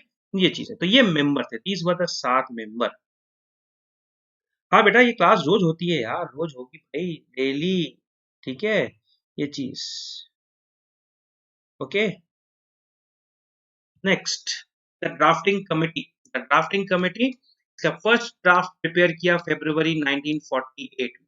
ठीक है, यस, पब्लिश हुआ। 8 महीने दिए गए लोगों को डिस्कस करने के लिए, अमेंडमेंट्स प्रपोज करने के लिए, पब्लिक कमेंट्स, और उसके बाद में सेकंड ड्राफ्ट बना 1948 में, और फाइनल ड्राफ्ट जो तैयार हुआ वो नवंबर 1948 में रेडी हो गया। Yes, on 4 November 1948 final draft ready हुआ, और इस बिल का फर्स्ट रीडिंग ये स्टार्ट हुआ। फर्स्ट रीडिंग ये स्टार्ट हुआ। ठीक है, ये चीज, और 5 दिन में ये फर्स्ट डिस्कशन रीडिंग का कंप्लीट हुआ, and then the second reading was started on 15 November 1948, और उसके बाद वो एंड हुआ अक्टूबर 17 1949। क्लॉज बाय क्लॉज कंसिडरेशन, भैया इसी तरीके से हमारे लेजिस्लेचर, हमारे पार्लियामेंट में बिल पास होता है। ठीक है, second reading clause by clause consideration होता है। थर्ड रीडिंग 14 नवंबर 1949 को हुई, और डॉक्टर अंबेडकर ने रेजोल्यूशन पास किया, the assembly has passed, the constitution is settled by the assembly, be passed। और this motion of draft पर 26 नवंबर 1949 पर सभी मेंबर्स ने साइन किया, इंक्लूडिंग द प्रेसिडेंट, और हमारा कॉन्स्टिट्यूशन बन गया, इनेक्ट हो गया। ठीक है, but it came into force, on 26th January 1950, the date of commencement of the constitution। 299 members की असेंबली थी, उसमें से 284 लोग प्रेजेंट थे, उन्होंने साइन किया। Yes, 284 members, only 284 members signed this constitution, adopted on 26 November, contain 395 articles, 8 schedules, अब तो बहुत ज्यादा हो गए हैं, और preamble ये इनेक्ट किया गया, ऑलरेडी इनेक्टेड हो चुका था। ठीक है, doctor Ambedkar, he was a law minister at that time, took the prominent part in the deliberation of the academy। He is recognized as the father of the Indian constitution। ठीक है, he is recognized as the father of Indian constitution। अब आती है enforcement की। तो भैया मैंने क्या कहा आपको, एनफोर्समेंट तो नहीं हुआ, कुछ कुछ पार्ट 26 नवंबर को ही पार्ट एनफोर्समेंट में आ गए थे, यानी कि एक्ट में आ गए थे। दैट इज आर्टिकल 5, 6, 7, 8, ये सिटीजनशिप से रिलेटेड है। 9, 60, 324, 366, 367, ये आर्टिकल्स, ये जो आर्टिकल्स हैं, ये कुछ आर्टिकल जो है 26 नवंबर 1949 को ही एक्ट में आ गए थे। जैसे citizenship, election procedure, provisional parliament, temporary and transitional provisions. ठीक है, और रिमेनिंग जो पार्ट था, दिस केम ऑन 26 जनवरी 1950। ठीक है, ये उसको बोलते हैं हम date of commencement of the Indian constitution, republic day, इसीलिए हम लोग सेलिब्रेट करते हैं। Now why have we have chosen the 26 January 1950? ठीक है, 26 जनवरी ही क्यों चूज किया गया? क्योंकि अगर आपको याद हो, 26 जनवरी 1930 को हमने हमारा फर्स्ट इंडिपेंडेंस डे सेलिब्रेट किया था। ठीक है, फर्स्ट इंडिपेंडेंस डे हमने सेलिब्रेट किया था, बिल्कुल after the Lahore session of the Indian National Congress, पूर्ण स्वराज जिसमें हमने अडॉप्ट किया था। ठीक है, ये चीज गॉट इट। तो ये सेशन, ये चीजें हमने यहाँ पर अडॉप्ट करी।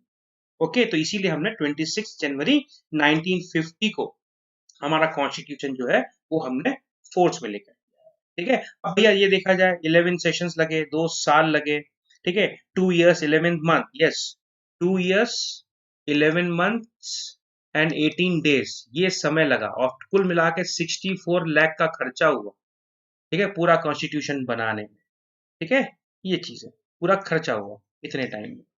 ठीक है, now with the commencement of the constitution, जैसे ही कॉन्स्टिट्यूशन कमेंसमेंट में आया, ठीक है, जैसे ही कॉन्स्टिट्यूशन फोर्स में आया, Indian independence act 1947 and the Government of India Act 1935, ये दोनों एक्ट रिपील हो गए। ठीक है, ऑटोमेटिकली हट गए यहाँ से।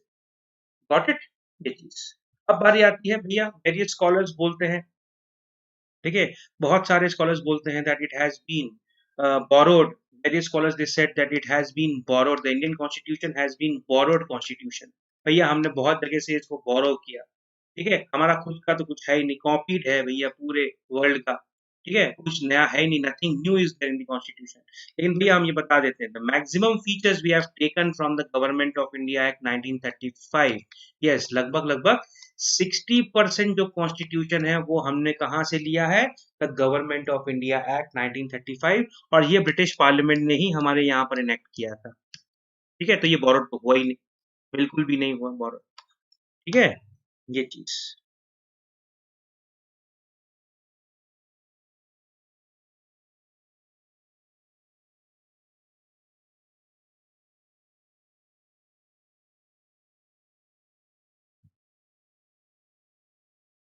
हाँ बेटा, ये अभी है, एट प्रेजेंट है। Brave beauty, this is at present. ठीक है, मैंने क्या बताया आपको कि जब हमारा कॉन्स्टिट्यूशन बन के रेडी हुआ उस टाइम पर, यस नाउ चेंज, यस अब तो चेंज हो ही गया बेटा, अब तो उसका फिजिकल ग्रोथ तो बहुत हो गया है। ठीक है, ये चीज करंटली 442 आर्टिकल्स एंड 12 शेड्यूल्स, बिल्कुल 25 पार्ट्स है। ठीक है, लेकिन बहुत सारे पार्ट्स रिपील भी हो गए हैं, 25 पार्ट्स नहीं है, 24 पार्ट्स है। बहुत सारे पार्ट्स रिपील भी हो चुके हैं, हटा भी दिए गए हैं।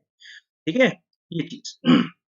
जैसे पार्ट 7 पहले था, लेकिन 1956 में ही हटा दिया गया उसको। ठीक है, ये चीज है। तो भैया अब यहाँ पर हम लोग सोर्सेज देखते हैं कि इंडियन कॉन्स्टिट्यूशन के क्या क्या सोर्सेज रहे हैं, क्या क्या फीचर्स हमने किन किन जगह से लिए हैं। The Government of India act से हमने जो सोर्स लिया, that is the federal scheme. Yes, जो पूरा हमारा फेडरेशन है, फेडरल स्ट्रक्चर है। फेडरल स्ट्रक्चर अगर आप लोगों को याद हो, फेडरल स्ट्रक्चर 1935 में हमने क्या लिया था, that is the list. Yes, federal list, provincial list, है ना, एंड कंकरेंट लिस्ट। इसको हम लोग बोलते हैं आप union list, state list and concurrent list. ठीक है, ये फेडरल स्ट्रक्चर है। Division of power, division of power, provincial autonomy. ठीक है, प्रोविंशियल ऑटोनॉमी, ये चीज ये हमने यहां से अडॉप्ट करी। फिर गवर्नर का जो ऑफिस है, judicial system, yes integrated judicial system. कि एपेक्स कोर्ट जो रहेगा that will be the supreme court, और उसके बाद हायरार्की होगी of the high courts, lower courts, session courts, है ना। पब्लिक सर्विस कमीशंस, बिल्कुल, joint public service commission, federal public service commission, जिसको हम यूनियन पब्लिक सर्विस कमीशन बोलते हैं। ठीक है, ये चीज। The various emergency provisions, yes ये चीज। और जितने भी एडमिनिस्ट्रेटिव स्ट्रक्चर्स हैं, डिटेल्स हैं एडमिनिस्टर करने के लिए, वो सब हमने गवर्नमेंट ऑफ इंडिया एक्ट से लिए हैं। ठीक है, यस, ठीक है, ये चीज the Government of India act से लिए गए हैं। यस लावण्या, बिल्कुल सही है। ठीक है, 395 articles and 22 part. British administration से हमने अडॉप्ट किया parliamentary form of government, concept of rule of law. Yes, ये डाइसी ने दिया था कॉन्सेप्ट। ठीक है, इसको हमने एक्सेप्ट किया लिया। और इसको पहली बार रूल ऑफ लॉ जो था ये कॉर्न वॉलिस लेकर के आया था। क्या लेके आया, कौन लेके आया था, कॉर्न वॉलिस। कोड, इसको हम लोग बोलते हैं रूल ऑफ लॉ, ये उसने स्टैब्लिश किया था यहाँ पर। लेजिस्लेटिव प्रोसीजर, बिल्कुल, ठीक है, with certain changes modifications. Single citizenship, the concept of single citizenship. ठीक है, ये चीज। Cabinet system, the writs and the parliamentary privileges and bicameralism, ये चीजें हमने ब्रिटिश कॉन्स्टिट्यूशन से अडॉप्ट करनी। Next, constitution of USA, fundamental rights, जिनको बिल ऑफ राइट्स यूएस में बोलते हैं। Independence nature of the judiciary and the concept of judicial review. Yes, ये बहुत ही इंपॉर्टेंट कंसेप्ट है। ये कभी कभी मेंस के लिए बहुत इंपॉर्टेंट है। जुडिशियल एक्टिविज्म इसे कहा जाता है। ठीक है, जुडिशियल एक्टिविज्म। फिर impeachment process of the president of India, impeachment महाभियोग का प्रोसेस, ये चीज। Removal process of the supreme court and high court जजेस and the removal process of the vice president. ठीक है, नाउ देखो ये तीनों, ये इम्पीचमेंट, ये रिमूवल, ये रिमूवल। ठीक है, तो हमेशा ध्यान रखना, इम्पीचमेंट जो वर्ड है वो हमेशा प्रेसिडेंट ऑफ इंडिया के लिए ही यूज किया जाता है। ठीक है, नाउ द आयरिश कॉन्स्टिट्यूशन से लिया, director principles of state policies, nominated members of the council of state. ठीक है, और प्रेसिडेंट के इलेक्शन का मेथड, किस मैनर में प्रेसिडेंट ऑफ इंडिया को इलेक्ट किया जाए। ओके, कैनेडियन कॉन्स्टिट्यूशन में लिया गया federation, the concept of federation with strong centre.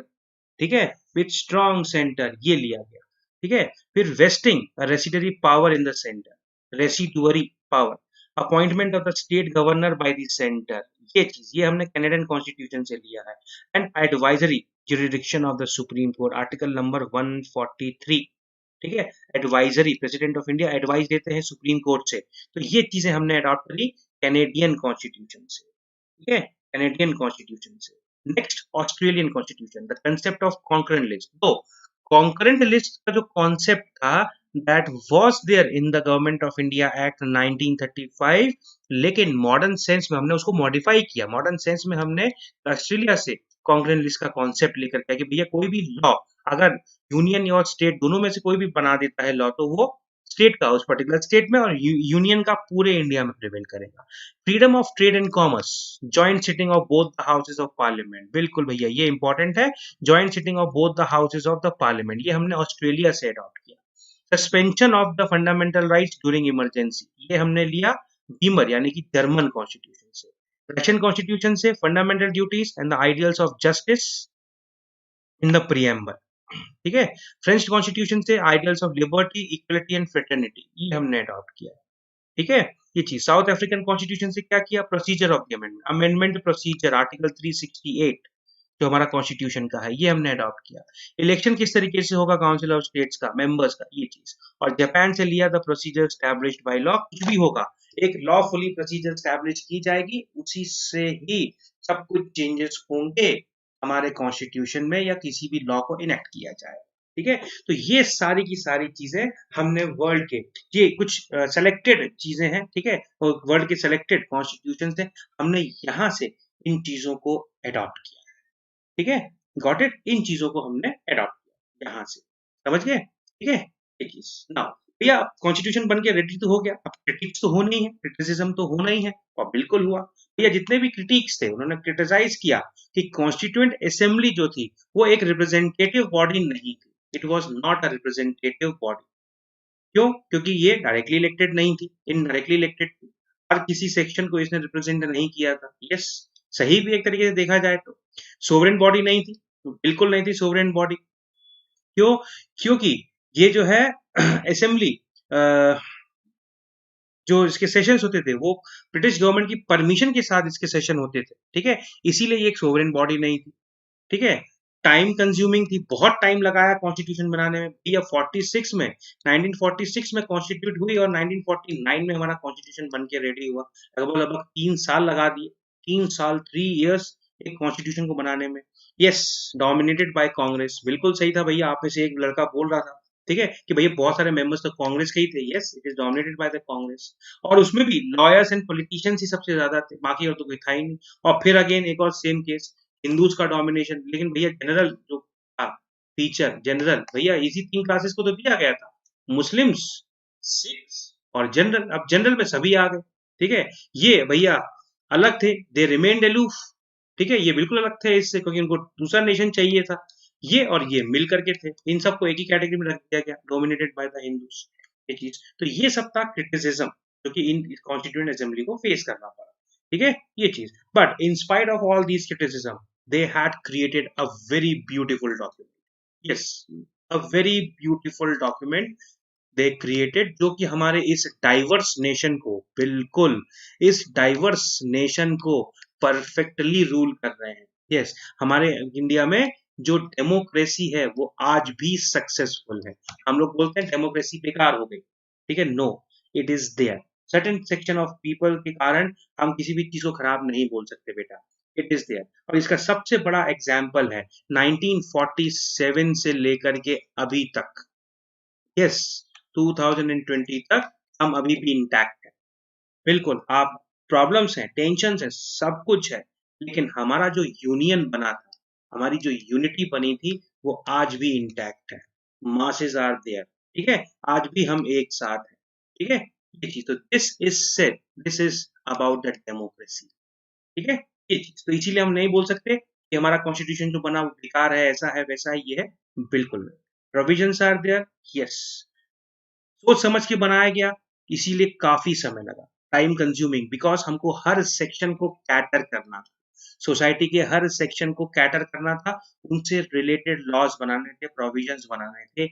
Yes, कोई भी पर्सन हेगेमनी अपनी स्टैब्लिश ना कर पाए, डिक्टेटरशिप अपनी स्टैब्लिश नहीं कर पाए, इसीलिए टाइम कंज्यूमिंग लगा, बिल्कुल टाइम लगा, कि भैया हर एक चीज को सोच समझ के करने में पेशेंस के साथ टाइम लगता है, बिल्कुल लगता है, ये चीज, ठीक है, गॉट इट, ये पार्ट, ओके, यस। नाउ अब हमारा सेक्शन आता है एमसीक्यूज का, लेकिन ये स्टार्ट करने से पहले थोड़ा देखें क्या कमेंट सेक्शन में, चैट सेक्शन में आए हैं, ठीक है। And oh hello, oh nice, क्या था भाई ये, अभिनव चौधरी, राहुल,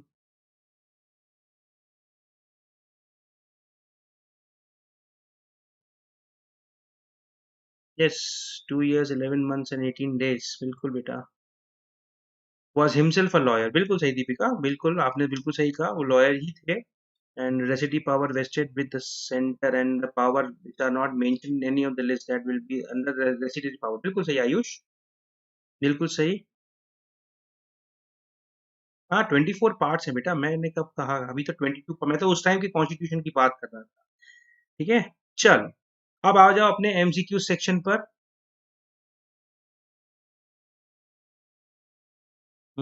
चलो, अब अपना एमसीक्यू सेक्शन है। आंसर दिया सी, डैनियल आप आंसर देते हो सी।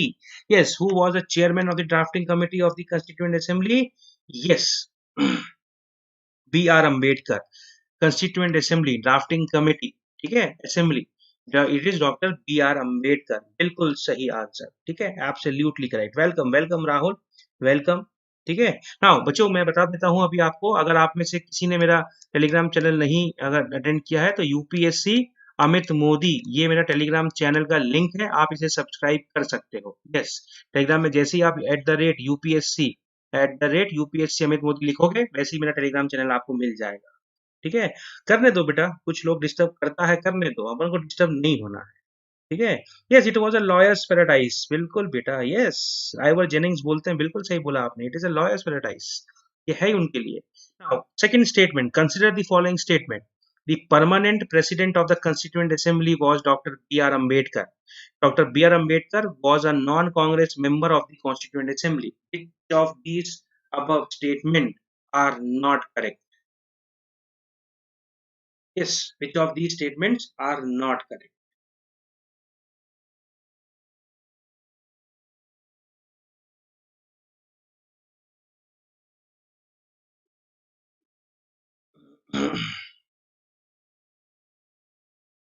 यस कम ऑन, इसका आंसर दीजिए फटाफट फटाफट।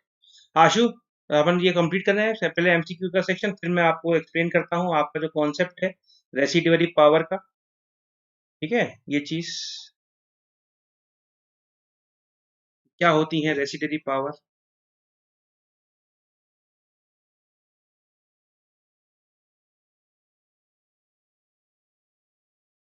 यस, क्या दिया इसका answer? A is not correct, okay, C, C, okay, two का सी। हाँ हाँ गुरसिमरन भैया, क्या कर रहे हो यार, सी तो होगा ही नहीं। Constituent assembly was the president B R Ambedkar, नहीं, गलत है। ठीक है, इसका आंसर है B, yes he was a non Congress member, he was not elected from the Congress. Yes, ठीक है, yes B R Ambedkar was not elected from the Congress, though he was a lawyer but he was not elected from the Congress. Got it? So इसका answer है B, D, B only. ठीक है, विच of the following, sorry, इसका answer है ए। Really sorry, हमने not correct पूछा है ना, नॉट करेक्ट, इसको मिटा देते हैं। ठीक है, क्या पूछा है हमने? हमने पूछा है नॉट करेक्ट। ठीक है, तो नॉट करेक्ट यानी कि वन इज नॉट करेक्ट, तो A is the right answer. Got it? A is the right answer. नहीं बेटा, बी नहीं है, बी नहीं है। ठीक है, वो मेरे को नॉट, मेरे को भी दिखाई नहीं दिया। हाँ, मेरे को भी दिखाई दिया, करेक्ट पूछा है मैंने। ठीक है, तो ये चीज है, आप मैं भूल जाता हूँ देखना, तो बच्चे तो भूलेंगे ही भूलेंगे, ऑब्वियस सी बात है, लेकिन एग्जाम में मत भूलना भाई। नॉट करेक्ट है, यानी कि इन दोनों में से कौन सा स्टेटमेंट सही नहीं है। ठीक है, सही नहीं है। ठीक है, तो ये सही नहीं है, one is not correct, okay, ये चीज। Next question, the Constitution of India was enacted on 26 November 1949 by the Constituent Assembly. The Constitution of India was enacted on 26 November 1949 by the Constituent Assembly. The Indian Constituent Assembly meet for the first time on 9th December 1946. Which of the above statement is or are correct? Not correct.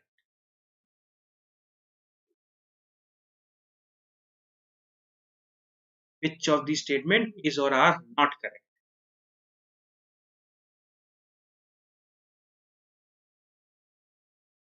Yes, come on.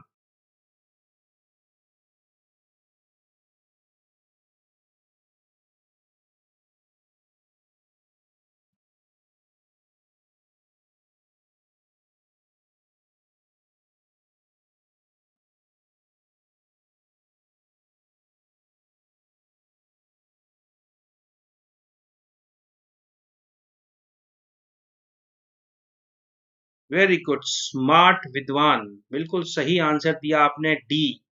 बिल्कुल बेटा, D is the right answer. क्यों? क्योंकि हमने क्या पूछा है यहाँ पर? Not correct. ठीक है, neither one nor two. Yes, neither one nor two is not correct, यानी कि दोनों स्टेटमेंट सही हैं। भैया देखो, यहाँ पर नॉट करेक्ट लिखा है ना, इसीलिए इसका आंसर ये होगा D, neither one nor two. अगर यहाँ पर नॉट नहीं होता, खाली करेक्ट होता, तो बोथ वन एंड टू। आप क्वेश्चन को ऐसे पढ़िए, which of the above statement is are correct? Both one and two are correct, both one and two are not correct. ठीक है, ये दोनों स्टेटमेंट तो सही है, इसलिए हम लोग लिखेंगे neither one nor two are not correct. ठीक है, ना तो एक गलत है और ना ही दूसरा गलत है, दोनों ही स्टेटमेंट सही हैं। ओके, हिंदी में। ठीक है, दोनों ही स्टेटमेंट सही हैं। हमने क्या पूछा है? नॉट करेक्ट, तो इसलिए इसका आंसर होगा D. D is the right answer. Got it? Next देखते हैं। Who of the following moved the objective resolution in the Constituent Assembly? Who of the following moved the objective resolution in the Constituent Assembly?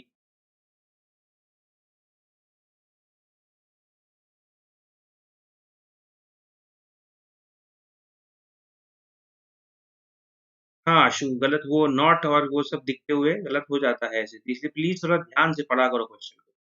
ठीक है, ये चीज। Yes, who of the following moved the objective resolution in the Constituent Assembly?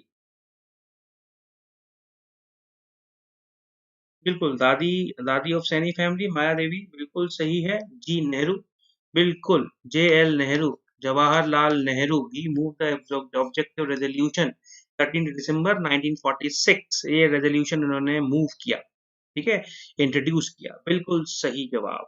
Next question, consider the following statement, consider the following statement regarding the composition of the Constituent Assembly. The representatives were to be elected from the four major communities of India: Hindu, Muslim, Sikhs, and Christians. Total strength of the Constituent Assembly was 389. The drafting committee under the chairmanship of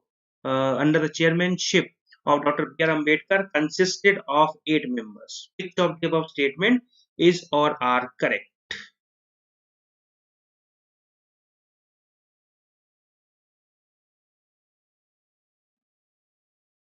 Yes.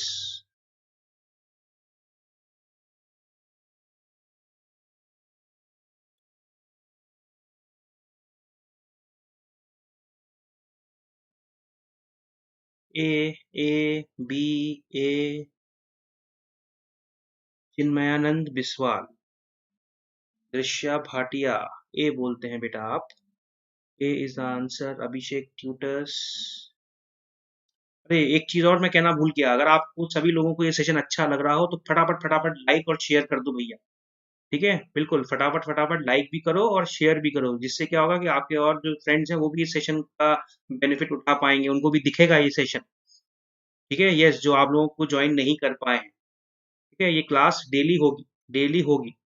ठीक है, yes, कल का time भी जो है थोड़ा सा change हो सकता है। कल का टाइम वैसे तो 4:30 ही है, लेकिन ये भी हो सकता है कि कल रात को 10 बजे फिर ये क्लास हो। ठीक है, यस, इन नाइट। लेकिन कोशिश अपनी ये रहेगी कि नाइट में ना रखें इसको, हम 4:30 पे ही रखें इस क्लास को। ठीक है, ये चीज। तो वेल, इसका जो आंसर है that is the B. B is the correct answer, यानी कि only two second statement is correct. देखो भैया, the representatives were to be elected from 4 major communities of India, नहीं, उन्होंने बोला था मुस्लिम्स, सिक्स एंड जनरल, बस। ठीक है, ये तो कुछ था ही नहीं, क्रिश्चियन विश्चन तो कोई वर्ड ही नहीं था, ना हिंदू कोई वर्ड था, सिर्फ ये दो, ये तो ये स्टेटमेंट क्या हुआ? गलत हो गया। The total strength of constituent assembly was 389, ये सही है। Drafting committee under the chairmanship of B R Ambedkar consisted of 8 members, ना भैया 7 मेंबर्स थे। ठीक है, 7 मेंबर्स थे, 8 तो थे ही नहीं, तो ये भी गलत हो गया, तो इसीलिए B is the right answer. ठीक है, B is the right answer. Ambedkar को हटा दे तो 6 हो जाएंगे, अंबेडकर को मिला दे तो 7 हो जाएंगे, because he was the chairman. ठीक है, yes, Christian was not there, तो चिन्मयानंद जो थे उनका आंसर एकदम करेक्ट, सबसे पहले उन्होंने ही दिया था। ठीक है, तो हिज आंसर वॉज करेक्ट। अब आती है बारी आशु की। तो आशु ने हमसे पूछा था कि रेसिडरी पावर या रेसिडुअल पावर्स क्या होते हैं सर। देखो भैया, दीज पावर्स, ये जो पावर होते हैं रेसिडरी पावर, ठीक है, जो रेसिडेंटी पावर्स होते हैं, ये पावर्स जनरल पावर होते हैं, कंपटीशन के लिए दिए जाते हैं, ठीक है, and they prohibit the given laws of they prohibit the laws given to any organ of the government, ठीक है, रेसिडरी पावर ये उसको प्रोहिबिट कर देते हैं, ठीक है, ये जनरली रेसिडरी पावर जो होते हैं ये जनरली सेंट्रल गवर्नमेंट के पास में होते हैं, ठीक है, ये सेंट्रल गवर्नमेंट के पास में होता है, ये धीरे धीरे आपको समझ में आएगा। देखो अभी क्या एग्जैक्टली मैं क्या बोलूं आपको, किस तरीके से समझाऊं, ये जब जैसे जैसे अपन लोग कॉन्स्टिट्यूशन में आगे प्रोसीड करेंगे ना, ये वर्ड्स हैं, ठीक है, ये वर्ड्स सब आपको क्लियर होते चले जाएंगे, ठीक है, ये बहुत आगे का पार्ट है, अभी हम लोग एकदम बेसिक सेक्शन पर है, पर फिर भी मैं आपको बता देता हूँ कि जो रेसिडरी पावर्स है, these residuary powers are basically called as a reserved powers, ठीक है, इनको हम एक तरीके से रिजर्व पावर बोल सकते हैं ठीक है, जनरल पावर होते हैं ये, ठीक है, तो एवरी एक्ट मतलब जो देखा जाए तो लॉ इन पावर्स को एक्सप्लिसिटली प्रोवाइड करता है, प्रोहिबिट नहीं होते ये चीजें, ठीक है, नॉट प्रोहिबिटेड, ठीक है, नीदर प्रोहिबिटेड, ये चीज गॉट इट, तो ये पार्ट, तो this is the residuary power, okay.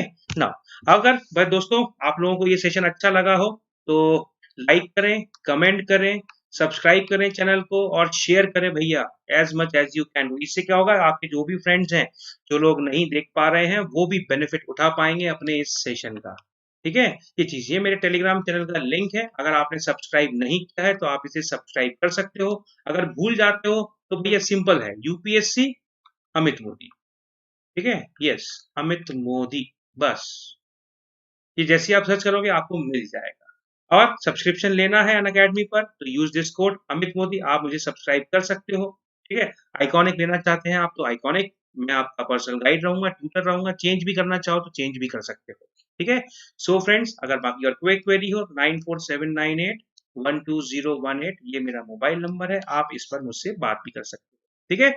Okay friends, thank you very much, कल अपन फिर से मिलते हैं, मेरे कल के सेशन के बारे में सब कुछ आपको इस टेलीग्राम चैनल पर मिल जाएगा, और इसका पीडीएफ 10 मिनट के अंदर अंदर आपके इस टेलीग्राम चैनल के ऊपर अभी आ जाएगा, ठीक है, तो 10 मिनट के बाद आप देख सकते हो, आप डाउनलोड कर सकते हो और फिर से इस पूरे नोट को रिवाइज कर सकते हो, कोई भी डाउट हो इस सेशन से लेके, पिछले सेशन से लेके अगले सेशन में बिना झिझक पूछ सकते हो, मेरे को मैसेज भी डाल सकते हो कि सर इस चीज में ये डाउट है, ठीक है, ये चीज मैं रिप्लाई कर दूंगा। Okay friends, thank you very much, कल फिर